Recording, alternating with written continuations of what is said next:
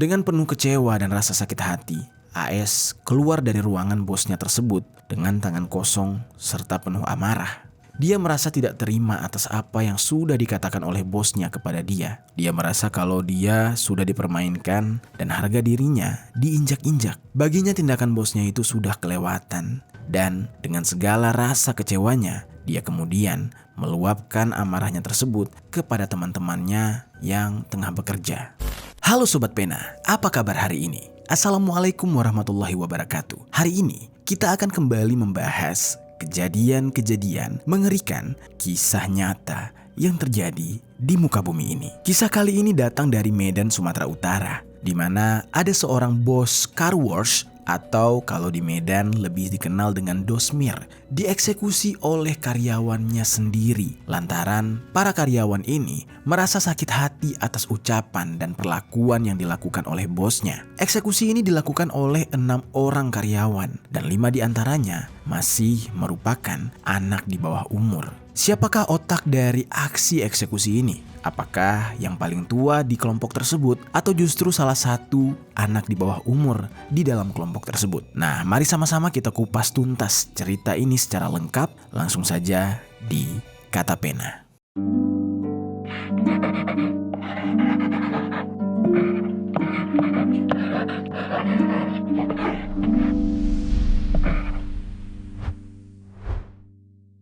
Pemilik usaha pencucian mobil di Serdang, Sumatera Utara tewas di tangan di 6 karyawannya. Aksi ke-6 karyawan ini dipicu lantaran sakit hati dan dendam lantaran korban kerap berkata kasar dan ingkar janji. Korban dihajar 6 karyawannya itu saat tempat usaha pencucian mobilnya tutup. Para pelaku ini membekap korban menggunakan bantal, kemudian kepala korban dengan besi.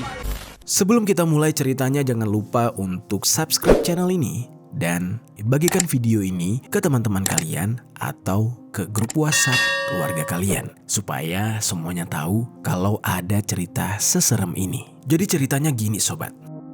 Di sebuah daerah tepatnya di Jalan Medan Binjai Sunggal, Kabupaten Deli Serdang, ada seorang laki-laki bernama Mahadip. Usianya sudah 53 tahun. Dia memiliki seorang istri yang bernama Simi. Mereka tinggal di sebuah rumah sederhana bersama anak-anaknya. Kehidupan ekonomi keluarga tersebut bisa dikatakan cukup baik dan stabil, yang mana Mahadip sendiri diketahui merupakan seorang bos car wash atau tempat penyucian kendaraan yang lebih dikenal dengan dosmir. Tempat usaha cuci mobilnya tersebut dia beri nama Maju Service Station. Dan dapat dipastikan tempat usahanya ini cukup maju karena dia bisa memperkerjakan banyak karyawan. Tidak diketahui dengan jelas sebenarnya ada berapa banyak jumlah karyawan secara keseluruhan. Namun yang jelas di dalam cerita ini ada seseorang yang bernama Azhar, yang mana dia juga termasuk ke dalam karyawan tetapi bukan sebagai pelaku. Nah sementara jumlah dari karyawan yang berperan sebagai pelaku itu ada 6 orang. Yang pertama berinisial KZ, umurnya 23 tahun. Lalu ada MA, umurnya 17 tahun. Dan MR umurnya 16 tahun. AS 17 tahun. NH 15 tahun dan F 16 tahun. Para karyawan itu diberikan fasilitas mes atau tempat tinggal. Namun walaupun demikian, para karyawan tersebut bukannya senang. Mereka diberikan tempat tinggal bareng-bareng seperti itu, yang ada malah tertekan dan risih. Setiap harinya harus bertemu dengan bosnya, yang mana setiap hari udah pasti bosnya ini bakal ngomel-ngomel terus. Karena di tempat usahanya ini, ternyata Mahadip itu justru tinggal di lantai 2 dari tempat usahanya tersebut. Jadi setiap harinya, mulai dari bekerja sampai dengan karyawannya tidur pun pasti akan dipantau oleh Mahadip. Yang mana hal ini membuat para karyawannya merasa sangat terkekang. Lalu di mata karyawannya, Mahadip ini sendiri dikenal sebagai sosok bos yang suka marah-marah dan dia sangat temperamental serta sulit dalam mengatur emosi. Hampir setiap hari, orang yang bekerja di tempat Mahadip ini mendapatkan kata-kata umpatan yang kasar, yang mana hal tersebut sudah tidak sewajarnya. Lalu gak cuma itu, Mahadib juga sering sekali memberikan banyak janji kepada karyawannya, namun jarang sekali ditepati. Seperti misalnya janji akan dinaikkan gaji, akan diberikan upah yang lebih, atau bonus-bonus. Hal itu jarang sekali terrealisasikan walaupun sudah terucap di mulutnya.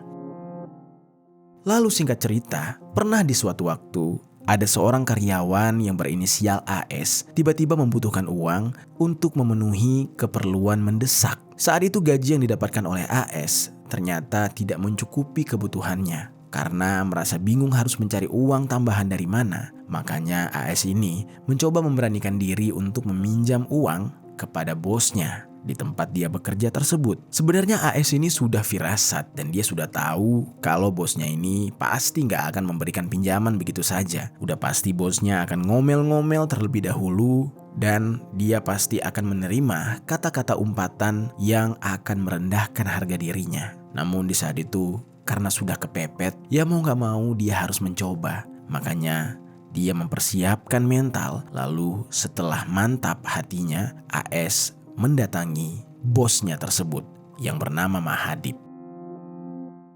Ketika bertemu dengan Mahadib, AS ini berkata, "Pak Bos, maaf ya sebelumnya, boleh nggak aku pinjam uang dulu? Aku bisa nggak ya kalau mengajukan kasbon dulu Pak Bos? Aku lagi ada masalah keuangan nih Pak Bos. Aku bingung harus mencari kemana. Siapa tahu Pak Bos bisa bantu aku," ucap AS dengan nada merendah. Lalu benar saja dugaan AS. Bosnya yang temperamental ini justru menyambut permintaan AS dengan nada yang baik tersebut dengan marah-marah. Serta dia menolak mentah-mentah permintaan AS. Namun di saat itu AS sudah kebal dengan hal tersebut. AS yang memang sangat membutuhkan, dia masih berusaha membujuk bosnya. Dia tidak peduli atas apapun perkataan kasar yang dikeluarkan oleh bosnya. Saat itu yang dia pikirkan adalah, yang penting aku bisa menyelesaikan masalah keuanganku. Urusan bos ngomong apa ya urusan nanti, pikirnya seperti itu. AS yang tidak menyerah, entah bagaimana caranya dia bisa membujuk bosnya sehingga akhirnya bosnya ini luluh juga. Ya tetapi tetap dengan jalan yang ngomel-ngomel. Bosnya yang bernama Mahadib tersebut menyetujui permintaan dari AS dan mengatakan kalau dia bersedia memberikan pinjaman. Namun di saat itu Mahadib ini mengatakan, "Tapi nanti ya, sekitar tanggal sekian lah." Kurang lebih seperti itu katanya. Saat itu AS merasa sangat senang sekali. Dia kemudian langsung pamit meninggalkan bosnya dan merasa lega karena bosnya akan segera memberikan dia uang. Singkat cerita, tibalah harinya. Di saat itu AS ingin kembali memastikan kapan Mahadib memberikan pinjaman kepadanya. Dia kembali menemui bosnya tersebut dan ketika berada di hadapan Mahadib, Mahadib ini bukannya memberikan uang yang sudah dia janjikan, tapi dia malah bertanya. Kurang lebih pertanyaannya seperti ini. Ngapain di sini? Bukannya kerja kau ini? Balik kerja sana," ucap Mahadib dengan nada yang tinggi. AS yang di saat itu dengan rasa percaya dirinya langsung menjawab dengan tujuan ingin mengingatkan Mahadib. Dia berkata, "Ini Pak Bos, aku mau ngambil uang pinjaman, kan Pak Bos sudah janjikan. Hari ini kan ya Pak Bos ya?" "Wah makasih kali loh Pak Bos, makasih," ucap AS kegirangan. Namun di saat itu ternyata tidak sesuai dengan harapan. Mahadib malah mengatakan kalau dia tidak pernah merasa memberikan janji untuk AS. Dia tidak pernah menjanjikan pinjaman uang kepada siapapun. Lalu Mahadib justru memberikan makian dan cacian kepada AS, seolah dia lupa dengan ucapannya sendiri beberapa hari lalu yang sudah menjanjikan AS akan meminjamkan sejumlah uang. Dan ternyata cacian dan makian yang dilontarkan oleh Mahadib membuat AS merasa sangat sakit hati. Dia bahkan tidak bisa membendung rasa kecewa di dalam hatinya dan rasa-rasanya dia ingin langsung berduel dengan bosnya di saat itu juga. Namun di saat itu AS masih menahan diri. Dengan penuh kecewa dan rasa sakit hati, AS keluar dari ruangan bosnya tersebut dengan tangan kosong serta penuh amarah.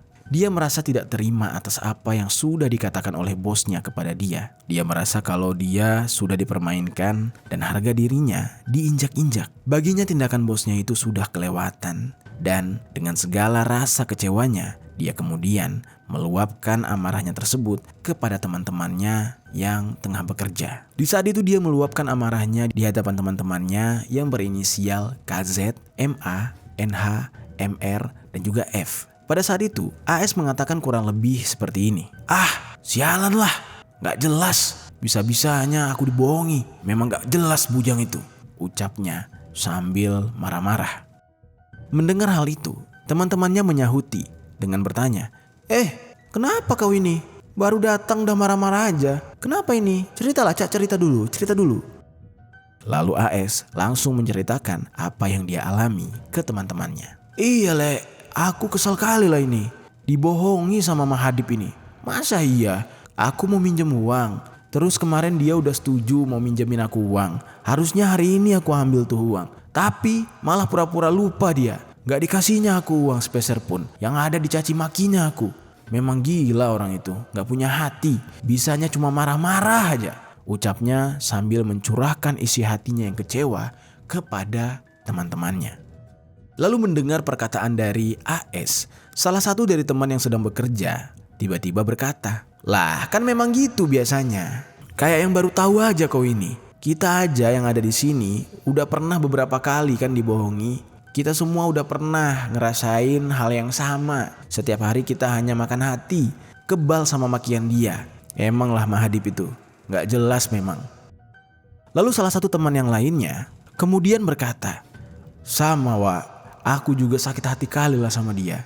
Sebenarnya aku udah dendam kali dari lama sama dia ini. Namun aku kan ya butuh pekerjaan juga. Jadinya kayak mana lah ya. Gak bisa ngapa-ngapain. Nanti bertindak kita malah dipecat. Gak tahu mau cari makan di mana lagi," ucap salah satu dari teman kerjanya.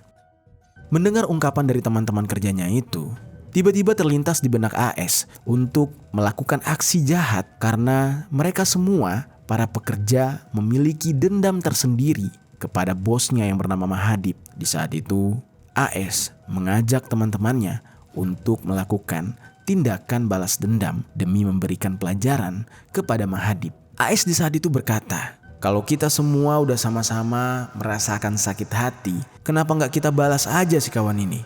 Biar si Mahadip ini kapok, gak semena-mena dia sama kita. Ya walaupun kita pekerjanya," ucap AS.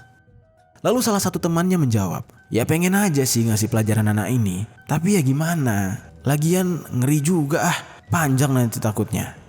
AS yang di saat itu masih tersulut emosi lantas mengatakan, "Ya kita matikan aja sekalian. Gak usah tanggung-tanggung. Habisi aja biar gak ada lagi tuh sakit-sakit hati. Sekalian nanti kalau udah kelar kita bawa tuh barang-barang dia yang berharga. Lumayan kan, hitung-hitung bayar janji. Gak pernah satupun yang dia tepati," ucap AS kurang lebih seperti itu. Ketika mendengar ucapan AS, kelima temannya itu awalnya merasa ragu untuk merealisasikan ide dari AS. Pasalnya mereka juga terlalu kecil alias mereka ini masih di bawah umur untuk melakukan tindakan di luar batas. Namun sobat, ternyata AS ini terus saja memanas-manasi teman-temannya itu sampai akhirnya mereka semua panas dan mengiyakan ide keji yang diutarakan AS. Salah satu di antara mereka bertanya, "Terus gimana nih? Rencananya mau gimana?" ucap salah satu dari mereka. Lalu AS menimpali, "Nah untuk itu nanti kita bahas. Sekarang kita kerja aja dulu. Selesain kerja kita masing-masing. Nanti kalau udah tenang sambil santai kita bahas idenya biar matang." Lalu setelah itu mereka pun semua kembali bekerja. Lalu singkat cerita pada tanggal 24 Desember tahun 2023, AS mulai mengajak teman-temannya ini lagi untuk mematangkan rencana aksi mereka. Di dalam pertemuan itu, mereka membicarakan banyak hal. Lalu setelah mengumpulkan ide-ide dan strategi, mereka lalu memutuskan untuk melancarkan aksinya pada esok hari, yaitu tanggal 25 Desember tahun 2023. Di keesokan harinya itu, sebelum waktunya pulang kerja, AS dan kelima pelaku lainnya bersiap-siap untuk berperan sebagai eksekutor dengan tugas yang sudah mereka sepakati masing-masing. Saat itu, KZ dan AS memulai aksi mereka dengan menyembunyikan besi aspak atau besi yang biasanya digunakan untuk mencongkel. Dan kebetulan Mahadip sering menggunakan besi tersebut untuk mengunci gerbang car wash-nya yang biasanya ditutup pada jam 19.00. Saat itu KZ dan AS menyembunyikan besi tersebut dengan dibawa ke dalam kamar mes mereka. Hal itu mereka lakukan untuk memancing bosnya agar masuk ke dalam ruangan mes karyawan tersebut. Yang mana di saat itu rencananya ketika bosnya nanti mendapati adanya besi aspak di sana, bosnya itu akan menanyakan perihal besi tersebut kepada karyawannya. Nah, disitulah nanti bosnya yang bernama Mahadip ini akan dijebak oleh mereka. Lalu gak cuma itu, salah satu pekerja lain yang berinisial F itu bersiap untuk mematikan saklar listrik dengan tujuan agar CCTV jadi padam dan tidak berfungsi ketika aksi eksekusi berlangsung. Lalu singkat cerita, di saat waktunya tiba, car wash tersebut mulai tutup dan seperti biasa Mahadip ingin menutup gerbang car wash-nya itu. Namun sesuai dengan rencana, Mahadip tidak menemukan besi aspak yang dia gunakan untuk mengunci atau menutup pintu car wash. Dan di saat itu, seperti biasa, dia kesal, dia emosi sambil berkata, "Lah, kok nggak ada ini? Biasanya ada di sini. Mana ini besinya ya?" Namun ketika itu dia nggak mau ambil pusing, lalu kemudian menghampiri karyawannya yang ada di mes. Tujuannya adalah untuk menanyakan besi tersebut, apakah karyawannya memindahkan atau tidak. Namun ternyata tanpa sepengetahuan Mahadip, salah satu dari karyawannya yang berinisial MA sudah siap dengan rencananya di balik pintu masuk, yang mana ketika Mahadip masuk ke dalam kamar mes tersebut, MA akan langsung membekap dan memiting serta mendorong Mahadip hingga tubuhnya jatuh ke atas tempat tidur. Lalu setelah dibekap, dilanjutkan dengan sebuah tikaman yang dihujamkan oleh MR, yang mana tikaman pertama itu dia daratkan di bagian paha serta punggung Mahadip menggunakan sebilah pisau yang sebelumnya sudah mereka siapkan. Lalu aksinya dilanjutkan dengan mematikan listrik. Di saat itu keadaan sangat gelap, bahkan Mahadip tidak bisa melihat siapa yang melakukan hal keji itu kepadanya. Dia hanya bisa merintih kesakitan dan meminta ampun. Namun karyawannya tersebut sudah gelap mata. Mereka tidak ingin menghentikan aksinya sebelum Mahadip ini benar-benar kehilangan nyawa. Hingga akhirnya tikaman pisau yang dilakukan sebanyak berkali-kali ke tubuh Mahadip menyebabkan cairan merah berhamburan keluar dari tubuhnya dan kondisi Mahadip seketika pucat pasih. Lalu tidak sampai di situ, aksi penikaman ini kemudian dilanjutkan dengan pemukulan yang dilakukan oleh NH, yang mana pada saat itu NH ini memukulkan besi aspak yang tadinya dia sembunyikan ke tubuh Mahadip sebanyak beberapa kali hingga tubuh Mahadip sampai benyek dan lemas. Tubuhnya tidak bisa melakukan perlawanan sama sekali karena merasa sangat kesakitan. Dalam kondisi tersebut, Mahadip hanya ingin menyerahkan hidupnya di malam itu juga. Dia tidak bisa melawan dan pasrah dengan apa yang dilakukan oleh keenam karyawannya tersebut. Dia di saat itu kehabisan nafas dan tidak berdaya. Lalu akhirnya atas penganiayaan yang bertubi-tubi itu, Mahadip meninggal dunia dalam kondisi bermandi cairan merah. Setelah melakukan tindakan eksekusi tersebut, keenam karyawannya itu mencoba untuk memastikan bahwa Mahadip benar-benar sudah tewas atau belum. Namun kalau dilihat dari kondisinya, ya sudah tidak mungkin lagi Mahadip ini untuk hidup. Lalu barulah keenam karyawan itu kemudian melakukan rencana selanjutnya, yaitu dengan merampas harta benda milik Mahadip. Di saat itu mereka memeriksa celana Mahadip dengan merogoh sakunya untuk mencari sejumlah uang. Namun sayangnya, mereka tidak menemukan apapun di sana. Lalu mereka merasa kesal, tapi mereka juga tidak menyerah begitu saja. Yang mana kemudian mereka pun melakukan rencana selanjutnya untuk mencari harta benda milik Mahadip yang lain. Saat itu, Yang terlihat di mata mereka adalah sebuah mobil milik Mahadip dan mereka berencana untuk mengambil mobil tersebut. Namun sobat, belum sempat mereka membawa barang berharga milik Mahadip, tiba-tiba saja istri Mahadip mencari keberadaan suaminya ini. Saat itu, keadaan sangat gelap dan istri Mahadip berteriak memanggil nama suaminya. Mungkin di saat itu rencananya dia mau bertanya, kenapa kok gelap banget? Apakah ini mati listrik? Sementara tetangga-tetangga mereka yang lain listriknya masih menyala. Ketika istrinya ini memanggil nama Mahadip, tidak ada jawaban sama sekali. Lalu istrinya ini pun curiga. Pasalnya tempat usaha car wash-nya ini menyatu dengan mes karyawan. Lalu ketika itu istrinya yang berpikir kalau suaminya sedang mengobrol dengan karyawan di bawah langsung turun dari lantai 2 untuk memastikan keberadaan suaminya. Lalu setelah itu istrinya ini menuju ke saklar listrik. Dia di saat itu melakukan pengecekan apakah ini beneran pemadaman secara serentak atau justru meteran listriknya turun. Dan ketika dia lihat ternyata ya meteran listriknya turun dan saklarnya pun kembali dinyalakan. Lalu tidak lama kemudian, istri Mahadip mendengar adanya kegaduhan.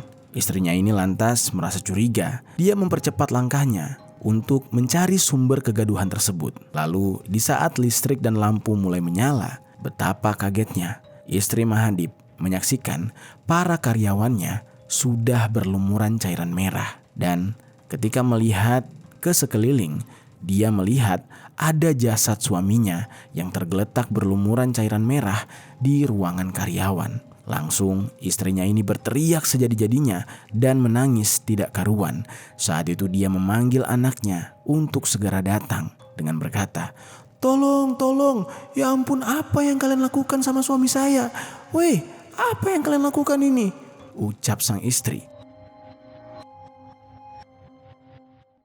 Dan pada saat itu, beberapa pelaku yang panik juga berniat ingin menghabisi istri Mahadip juga. Namun karena istri Mahadip ini terus berteriak, para pelaku ini jadi takut dan panik. Mereka mengira mungkin sudah ada tetangga yang mendengar hal itu dan akan segera datang untuk membantu. Makanya mereka tidak jadi mengeksekusi istri dari Mahadip dan mereka di saat itu hanya mengancam saja. Mereka mengancam akan mengeksekusi istri Mahadip jika istrinya ini tidak diam. Namun tindakan itu tidak benar-benar mereka lakukan. Tidak lama kemudian, para pelaku ini langsung melarikan diri. Tidak lama setelah para pelaku melarikan diri, tiba-tiba anak dari Mahadip datang. Anaknya ini menyaksikan kondisi ayahnya dalam keadaan yang sangat tragis. Dia berteriak sejadi-jadinya dan menangis sejadi-jadinya. Lalu ada salah satu karyawan lain yang tidak terlibat di dalam kasus ini bernama Azhar. Azhar juga turut datang menghampiri keluarga Mahadip. Dan di saat itu, Azhar sangat-sangat kaget. Namun dia langsung mengambil langkah untuk melaporkan kejadian itu kepada pihak kepolisian. Pihak kepolisian yang menerima laporan tanpa berlama-lama kemudian datang ke TKP. Sesampainya di TKP, polisi langsung mengevakuasi jenazah dari Mahadip untuk keperluan pemeriksaan lebih lanjut atau otopsi. Lalu gak cuma itu, pihak kepolisian juga menginterogasi istri dan anak dari Mahadip. Di saat itu pihak kepolisian menanyakan apa yang sebenarnya terjadi dan siapa pelakunya. Lalu istri dari Mahadip yang menyaksikan dengan mata kepalanya sendiri, dia bilang kalau pelaku dari eksekusi kejam ini adalah 6 orang karyawan mereka, yang mana dia mengatakan kalau dia memergoki para pelaku saat mereka baru saja mengeksekusi suaminya dan memutuskan untuk kabur. Mendapati keterangan tersebut, pihak kepolisian langsung berusaha melakukan penangkapan. Pihak kepolisian berusaha mencari keberadaan ke-6 karyawan itu. Yang mana akhirnya beberapa dari pelaku satu persatu mulai tertangkap. Pada saat itu, yang pertama kali tertangkap adalah MA. Dia ditangkap di Pajak Horas, Kota Pematang Siantar, pada tanggal 26 Desember tahun 2023. Lalu di hari yang sama, polisi juga menangkap KZ dan juga MR di Kecamatan Medan, Helvetia, Kota Medan. Barulah keesokan harinya, polisi menangkap lagi pelaku utama yaitu AS di Jalan Kelambir 5, Kabupaten Deli Serdang. Dan yang terakhir, NH yang ditangkap di Jalan Bromo, Kota Medan. Semua para pelaku sudah berhasil diringkus. Mereka pun harus mempertanggungjawabkan perbuatan mereka, yang mana kemungkinan besar mereka akan disangkakan pasal 388 KUHP dan pasal 340 KUHP dengan ancaman maksimal hukuman mati.